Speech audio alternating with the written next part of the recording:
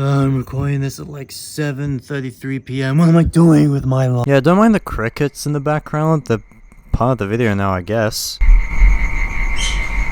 So, it's no secret that Apple has had its fair share of controversy, and it's only gotten worse after the release of the iPhone 15 series. The only reason I'm making this is because I saw this other video complaining about Apple. It left me interested and a little bit confused, but mostly annoyed, mainly because of some inaccuracies that are either half true or just sometimes completely wrong. But Apple's a pretty big company. Surely there's many more people that have made that actually makes sense. But it's not like I'm gonna watch through every single Apple hate video out there just to see if I could get some reoccurring points, because let's see the length of this video. Oh, for fuck. Throughout all the hate towards Apple and reasoning behind it, there's roughly about 4 different reoccurring issues that all boil down to one general issue throughout the iOS and Android community. I bet you can guess the first one. I mean, come on, it's Apple. I'll give you 5 seconds.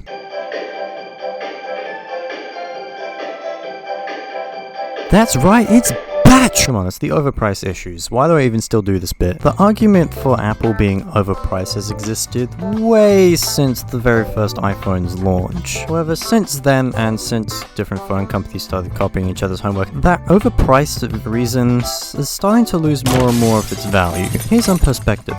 Take a look at the price gap between an iPhone from 2017 and a Samsung from 2017. And now take a look at the newest models from both companies.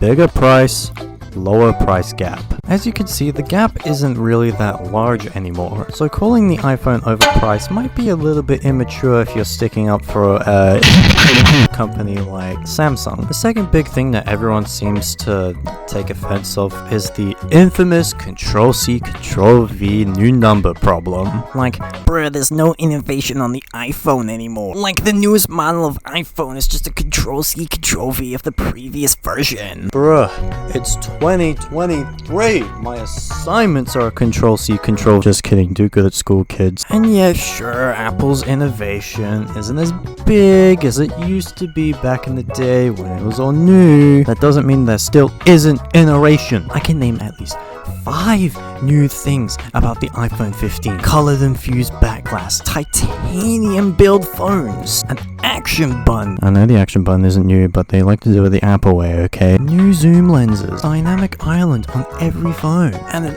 all new portrait mode that looks beautiful, my guy. I know that was 6, I can count. Let me make the same argument. Go back to Samsung. Look at this, last year's model. Look at this, the year before that's model. Look at this. Even down to the color, they look exactly the same. Part 3, money hungry. Fair. Part 4, I'm just kidding. I mean, they're a business. They have to think of money at some point. Name me one phone brand that isn't wanting money and doesn't work out of a sweatshop. And the last part. This is generally the one thing that annoys the most. Apple users are depicted as just mindless zombies that go after the next big phone that Tim Cook releases on stage. We don't have a conscience. What's that? Phone. Buy phone. We love to iPhone. New iPhone for me, please. But seriously though, all of these people, at least the one guy I saw, depict us as just mindless humans that just go after the newest phones cause bigger number. I have many Apple user friends. I know so many Apple users at different churches and at different buildings. I know entire families of Apple users. I have never seen this issue once with absolutely any of them. In fact, I only know 3 people who actually do this, and all of them have to do it for a job. It's called a tech channel you should look into. My previous phone was an iPhone XR, and it was dying. Literally any day now I could see my phone hanging itself from the tree. And it wasn't even Apple's doing. This thing was genuinely just dying on its own. So I could either pay for more repairs that I've done like 3 times, waste even more money, or I could do something smart and get a new phone. Yeah, I had to repair that thing at least once a month. The iPhone wasn't even the first phone I looked into. I was looking into the Nothing Phone 2 when it eventually released in August, which it did. It was stunning. It nearly sold me if it weren't for the cameras, because I wanted to take pretty pictures. But I was really tempted to go back to Android, except nothing was pulling me so much. Nothing about the Android companies was tempting me to reject the software I know and put all of my garbage from my previous phone onto my new phone the longer way. Nothing really piqued my interest. Don't say Samsung. I will never get another Samsung phone until the day I die. So I thought, I might wait until the 15 comes out. I'm a patient boy.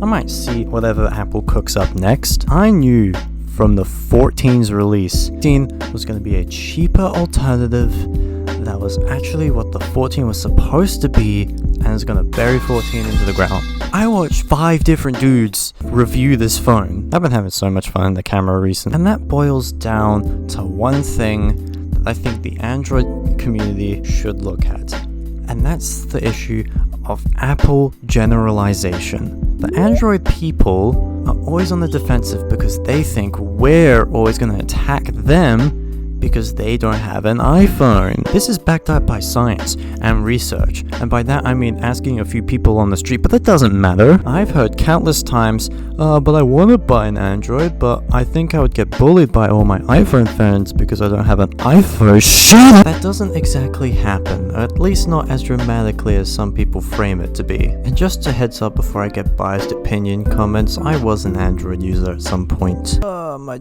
voice sounds dead right now. All my Android friends, if they want to go back at me, they just say something like, your phone was made by a Chinese switch. Also, if you're an Apple user and the exact opposite is happening, then don't do that. Set a good example. I don't think Android is bad, I just think Samsung is hypocritical. That's all I have to say, really.